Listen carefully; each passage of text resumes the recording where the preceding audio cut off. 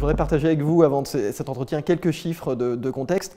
D'après une étude IDC de 2021 sur l'informatique industrielle, 3 priorités d'investissement se dégagent sur les 2 prochaines années. La modernisation des applications, l'exploitation des données de production et l'amélioration de la cybersécurité. Tous secteurs confondus, cette fois, toujours selon IDC, l'amélioration et la résilience de la relation client se heurtent à un frein principal dans les organisations, la gestion de la donnée client. On le constate, l'ambition d'exploiter la donnée est là, mais l'exécution est un peu plus complexe. Alexis de Nervaux, vous êtes le DSI et le CDO de Tereal, un acteur industriel. Quels sont vos usages de la donnée? Alors en fait, dans 2 domaines principaux. Le premier domaine, c'est ce qui concerne les ventes, où là, effectivement, depuis déjà 2 ou 3 ans, on a mis en place une solution Big Data pour arriver à analyser par région et par produit les prix que l'on pratique, de façon à vraiment pouvoir proposer à nos clients les meilleurs prix au bon endroit. Donc ça, c'est le premier usage qui est éprouvé et qui fonctionne bien. Le deuxième, qui est plus récent, c'est toute la data autour de l'industrie 4.0, où là, l'objectif, c'est tout d'abord d'arriver à utiliser cette data pour améliorer nos process de production. Alors d'abord les analyser et ensuite les améliorer. Et deuxièmement, en ce qui concerne tout ce qui est maintenance, et notamment maintenance prédictive, d'arriver à capter cette donnée autour du fonctionnement de nos appareils pour pouvoir anticiper des pannes, notamment. Tereal est une entreprise industrielle avec des processus de production continue. Donc évidemment, à chaque fois qu'il y a une panne d'un équipement stratégique, ça implique un arrêt de production et donc les pertes qui vont avec. Et l'objectif, c'est vraiment d'arriver à anticiper ces pannes en analysant la data et en faisant en sorte que finalement on puisse anticiper cette panne, réparer avant la panne et donc limiter l'impact sur la production. Et l'exploitation de la donnée, notamment dans le process de production, c'est ce que vous avez associé à l'industrie 4.0. Est-ce que ça vous a amené, ces projets, cette réflexion, est-ce que ça vous amènera à l'avenir à repenser votre infrastructure sur site, en centrale? Oui, complètement. En fait, qui dit industrie 4.0, chez nous, dit connexion potentielle à des plateformes externes, type SaaS, et donc dit problématique de cybersécurité. Donc effectivement, avant de pouvoir mettre en place des solutions d'industrie 4.0, il est primordial, selon moi, de sécuriser nos systèmes d'information, surtout dans nos usines. Donc effectivement, l'objectif chez nous, c'est effectivement d'abord d'axer nos actions sur la cybersécurisation de nos usines et de nos systèmes d'information dans les usines, avant de mettre en place des solutions Industrie 4.0. Yves Darnige, vous êtes Application, Data et IA Practice Leader chez Kyndryl. À quelle problématique se heurtent les entreprises dans l'exploitation des données? Chez Kyndryl, on voit 3 grands facteurs fondamentaux dans un projet data de données. Tout d'abord, c'est la connaissance des métiers. Il faut absolument qu'une stratégie data supporte des use cases métiers. Et à ce titre, on voit l'émergence, soit chez nos clients, soit chez Kyndryl, de rôles type Citizen Data Scientist, donc qui fait le lien un petit peu entre le métier, la data et l'IT.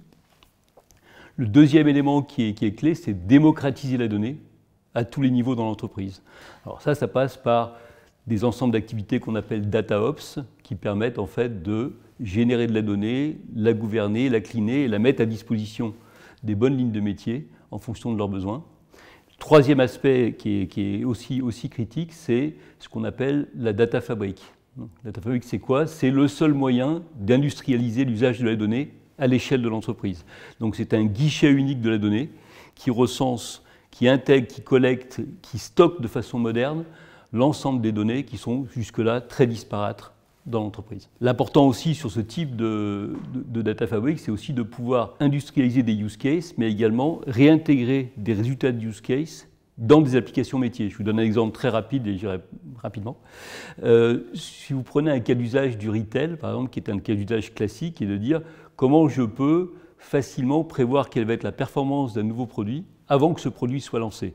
Ce type de cas d'usage métier a besoin d'être ensuite réinjecté dans des applications de logistique pour savoir à quel endroit, combien et quand on va livrer effectivement de ce nouveau produit en magasin ou en entrepôt. On l'observe, et notamment dans l'industrie, l'hybridation des systèmes d'information, c'est quelque chose qui se développe et qui en même temps introduit de la complexité.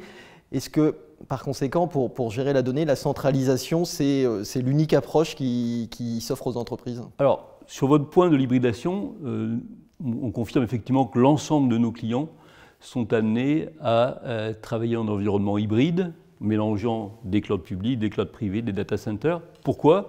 Parce que nos clients, sur la partie data, ont déjà un existant. Personne part de zéro sur des problématiques data.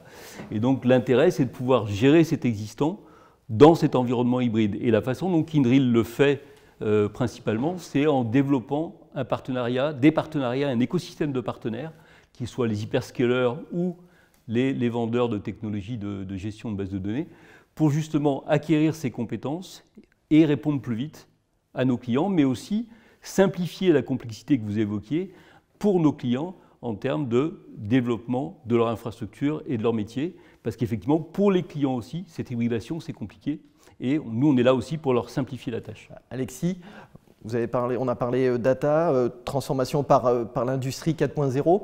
Dans quelle mesure ça va transformer également vos compétences, les compétences IT, les compétences métiers et même la manière dont sont gérées les opérations au quotidien?